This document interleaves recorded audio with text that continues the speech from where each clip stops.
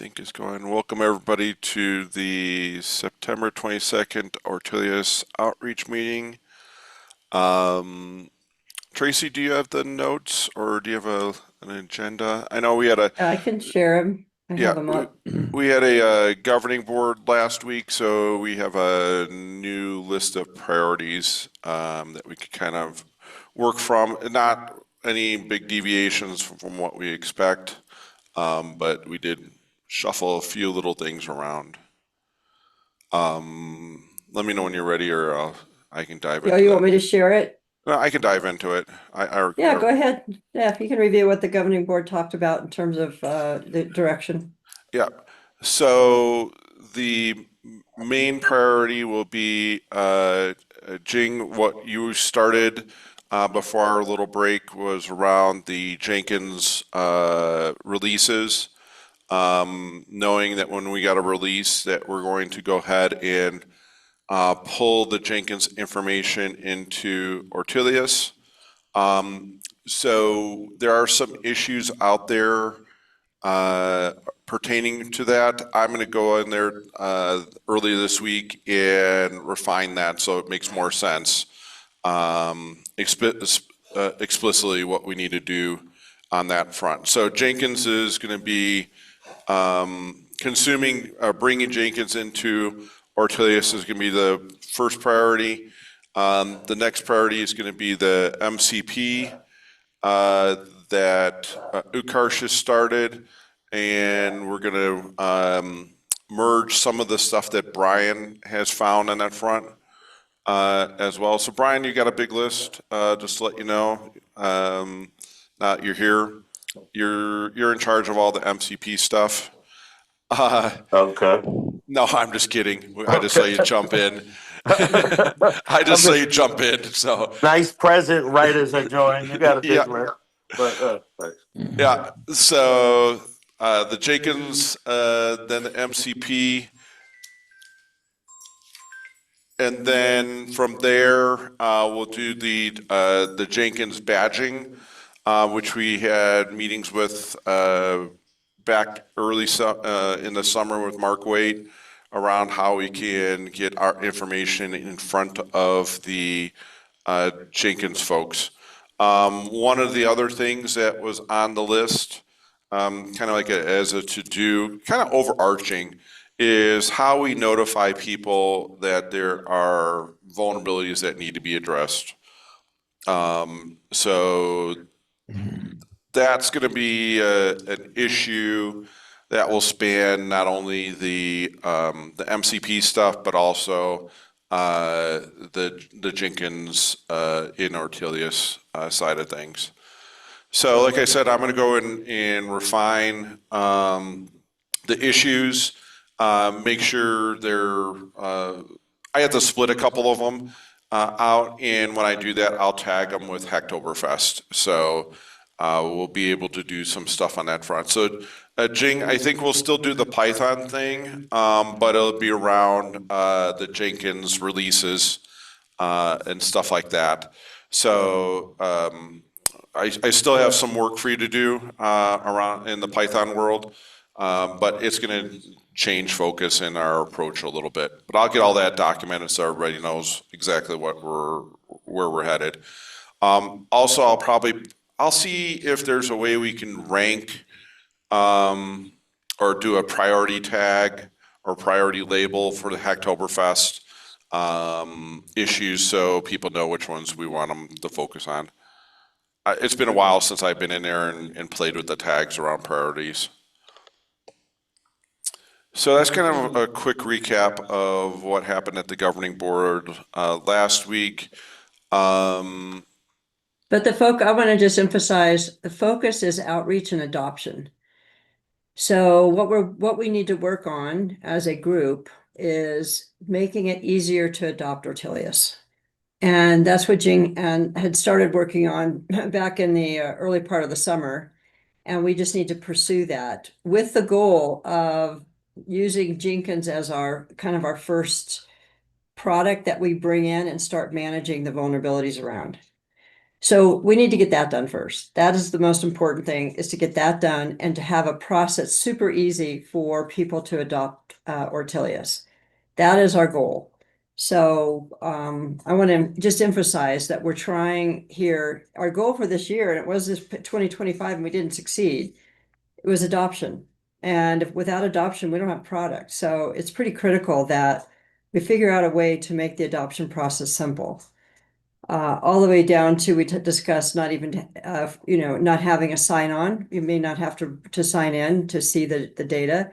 I think we should, because I think people will feel more secure if they do, if they know who's looking at their vulnerabilities, but maybe not. Issues are not hidden in GitHub, and if we're creating issues, then they're exposed anyway. So these are the things that we need to talk about from an outreach perspective, to how to make the Jenkins community happy. And Jenkins is just the first one. By now we should have every single open source project at the CDF running in Ortelius. And we should be reporting it back somehow to the website. We should be reporting vulnerabilities, the CDF project vulnerabilities, right to the website. And Roxanne may allow us to do that. So when we talk about what we're doing from a governing board perspective, it is trying to figure out how to make adoption work. And we need to make it simple.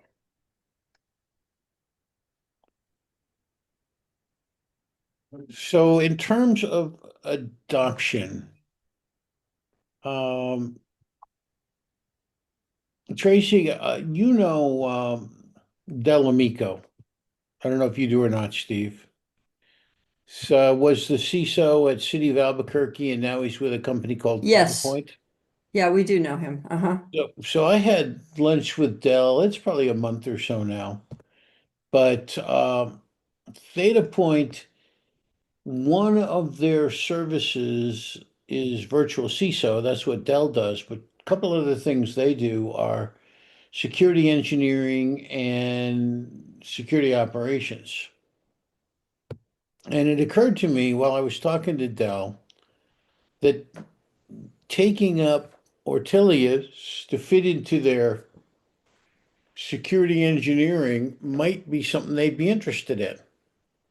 I will reach out to them. I will do that. I And know him. yeah, if you want to, organize a lunch, I'd be happy to come along with it. Okay.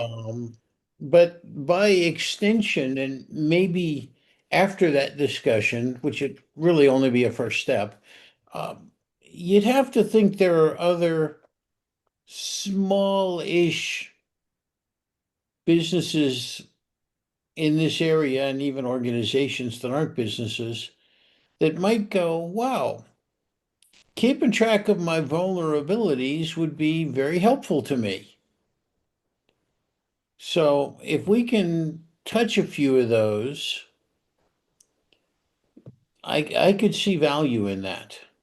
Yes. Yeah, and I've never really tried to deep dive into vulnerabilities for COTS applications, because that's what a lot of those government agencies use are, Salesforce, SAP, Oracle, those type of things. So uh, uh, we may need to, once we have that meeting and understand some of the technology that they're using, that we could take a deeper dive into those worlds. And, there's a big chunk of people that do use COTS applications, but there's a bigger chunk of people that say they use COTS applications and actually don't. Right. And there's still a fair number of folks who are building their own stuff. The other one that they may choose to do, especially if they're government, and I know a lot of Theta Point's customers are state and local governments and so on, they want to know, if you're selling me your COTS application, how do I know what vulnerabilities you've got in it? How are you keeping track? Show me I'm safe using your software. So a sort of a second string to the bow might be, if people like Dell kind of buy this story, they might be in a position to tell their customers, look, there's this thing you could take up. It's open source. Don't get all fussed about having to run a 3-year procurement.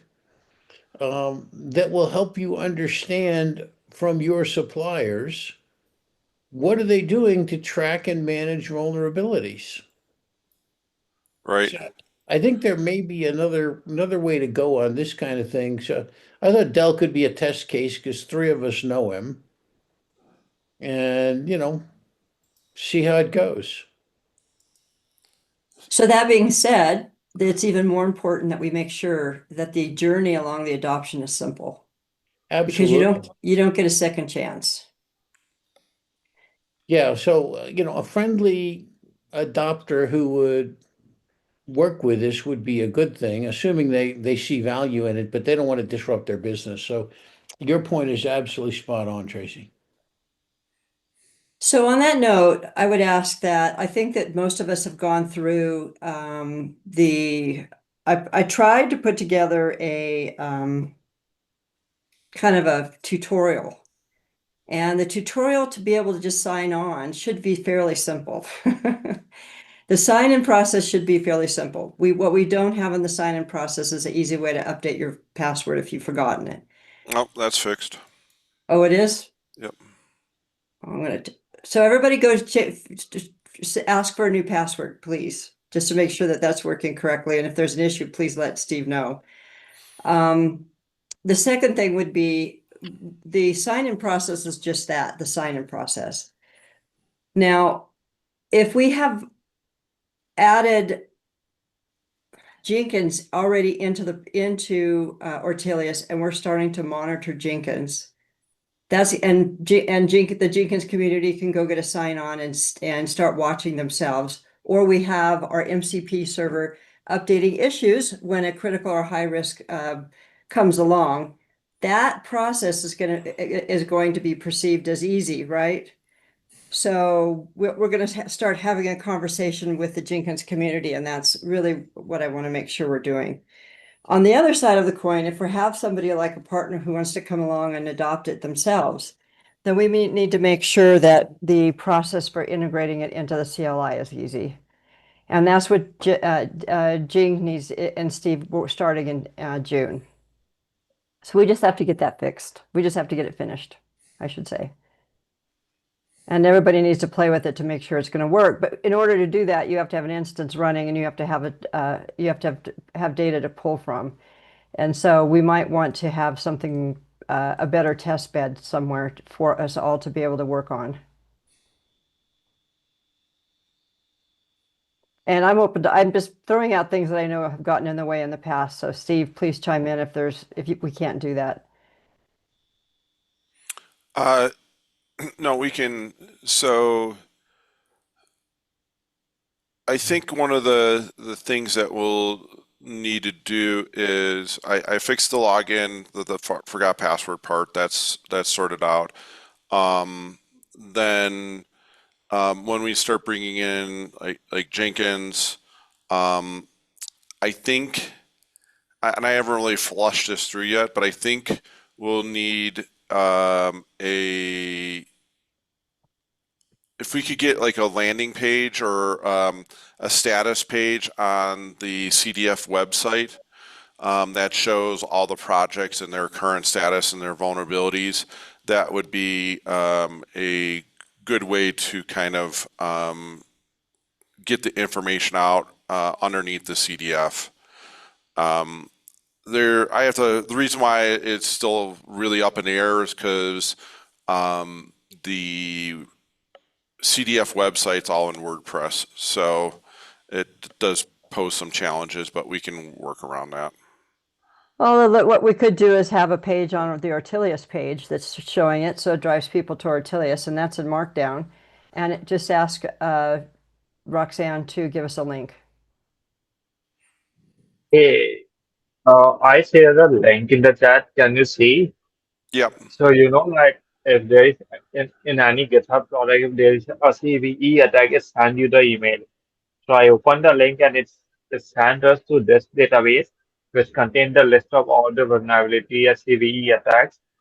that there is a way like we can send this report earlier than GitHub to everyone, or we can, or we can target this repo and we can like suggest a fix to the Yeah, user. this is similar to the OSV Dev one, just in a different format.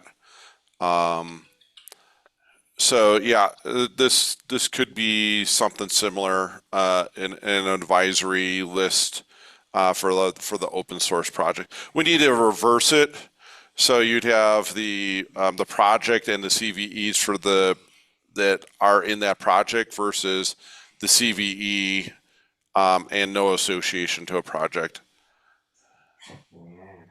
Yeah.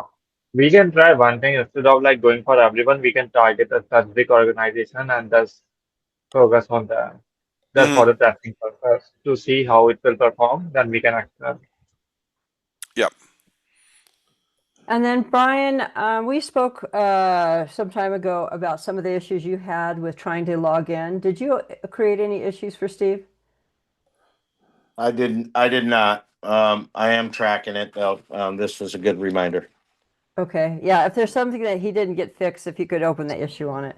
So I would Okay. encourage everybody to make sure you can log in and get around the tool. And if there's anything that looks like it's not working correctly, let's get it fixed.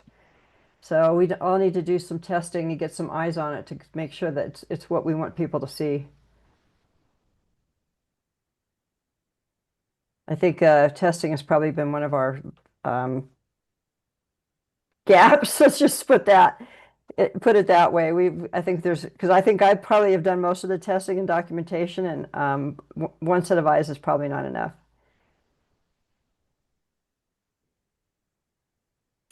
Yeah. So in other Agreed. words, this outreach committee, we have to get ready for, we have to make sure that we're ready for adoption.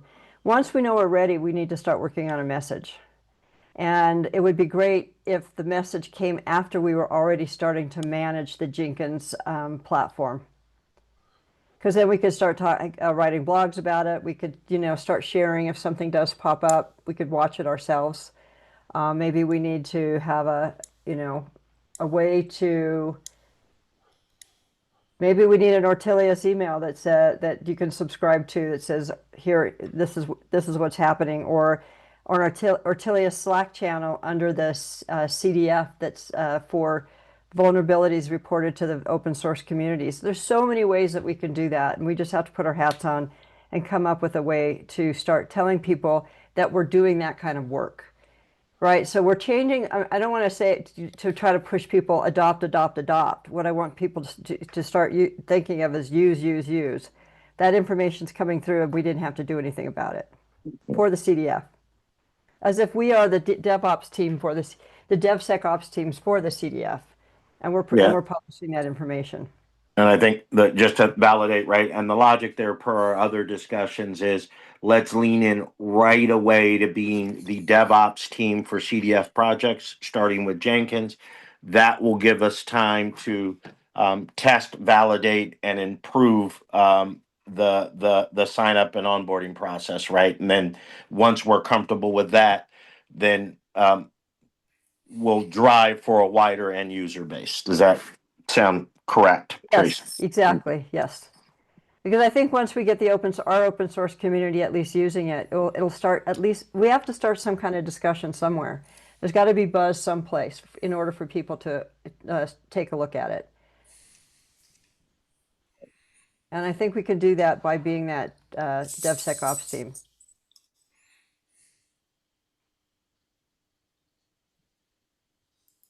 Exciting. And we're not very far away from Hactoberfest. So my suggestion is if there are, it'd be great to get, if you do find something and you write an issue and you create an issue, tag it with Hactoberfest. So everybody can have plenty of ways to get their pull requests. And I think you have to do 6 this time. I think in the past it's only 4, but now you have to do 6.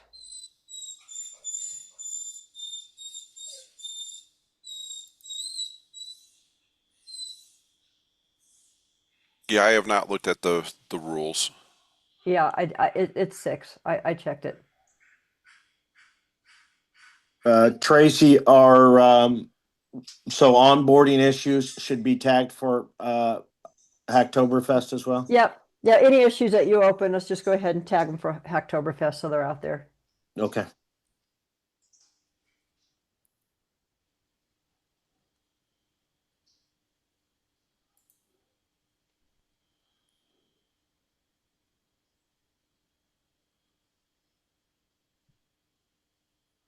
Okay, anything else on the agenda? We are close to top of the hour.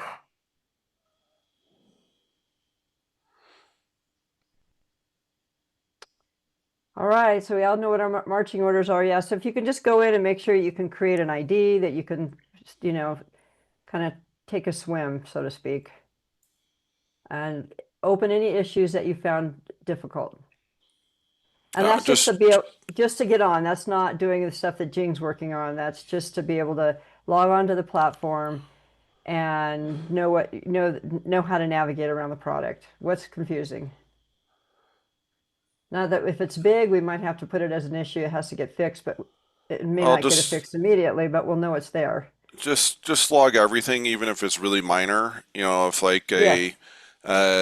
like the image is offset incorrectly, you know, it doesn't look right, or if there's too many clicks to get it done, that type of thing. Those are all, even though they seem really minor, those are all roadblockers, believe it or not. Yeah. All righty then. All right, thanks everybody. Bye Thank bye. you. Bye. Bye. Bye. Right.